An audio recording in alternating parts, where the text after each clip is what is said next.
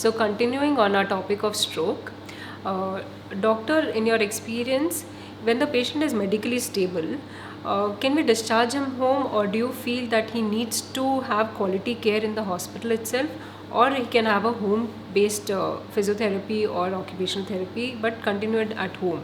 Yes, many patients do ask us this, that we will want to go back home and do the rest of the care or the treatment. So what happens is, home based is, yes, good as a factor, like yes, it is bringing up the home environment, many family members are there, yes, but there are high risk of complications which can develop in the early phase.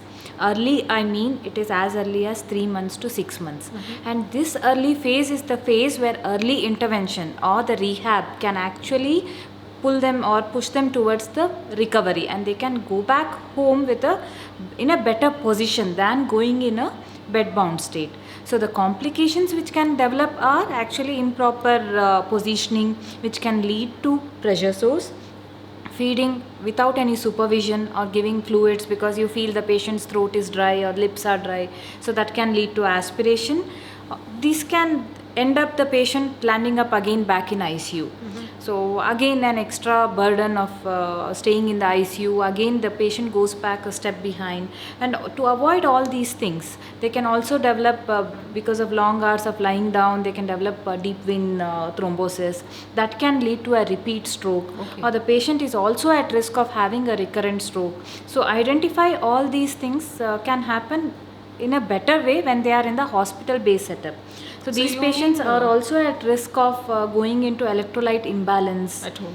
Yes, or some fluid buildup in the brain, which is hydrocephalus. So we know the signs, early signs, when we have to pick those up, we have to get a scan done.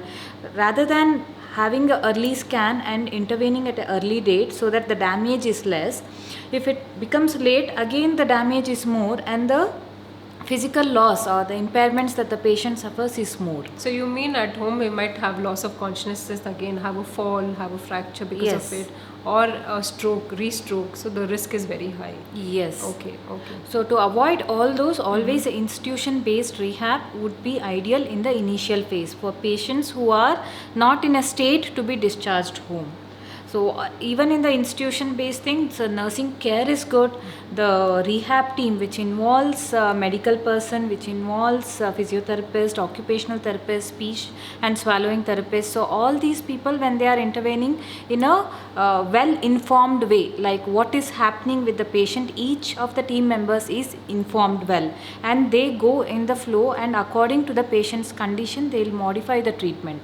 At home, what happens, each person is visiting on their own, and they are giving the treatment on their own, and everyone is their own boss. So there is no proper coordination. Treatment is happening, but is it happening in the right way for the better recovery, or is it the patient is status quo, that treatment is happening, we are giving the treatment and we are happy, whether the patient improves or not, that nobody is there to assess or monitor. In fact, the deterioration also is the most important factor which we have to monitor. So when I say early rehab or these interventions, so what do you provide in the institution-based setup? Yes, doctor, because I thought medically if the patient is stable, it might not be very essential that, still medically also the patient needs acute care.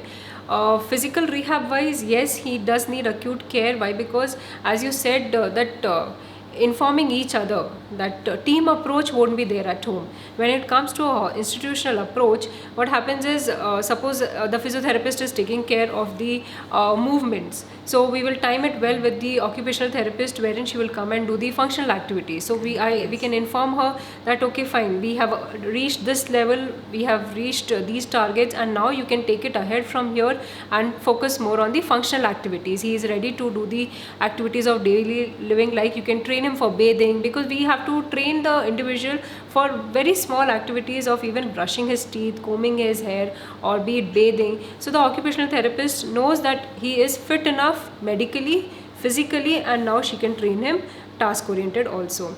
When it comes to speech therapy as well, or the nutrition part, if the nutrition is compromised, at home they might not understand what to give and what not to give. If the patient has not yet even started swallowing, then he might be on Rye's tube, or he might be on a peg insertion. So what kind of nutrition has to be continued, because he doesn't have a protein loss, he doesn't have muscle wasting. Because if the person has muscle wasting, it becomes very difficult for us to mobilize him well in the future. He might land up into weak brittle bones, weak muscles, and standing and walking, taking 2 steps also become a challenge for the patient.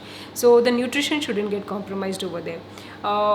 Even behavioral modification, because many of the stroke patients, they have depressions, they might face anxiety, some fear or memory loss. So these can be well taken care by our psychiatrist or psychologist. We can have counseling sessions for them. So it again becomes a team approach. And to add to everything, institution, I find we can give physiotherapy at home undoubtedly, but the usage of the equipments available in the setup is not what is available at home.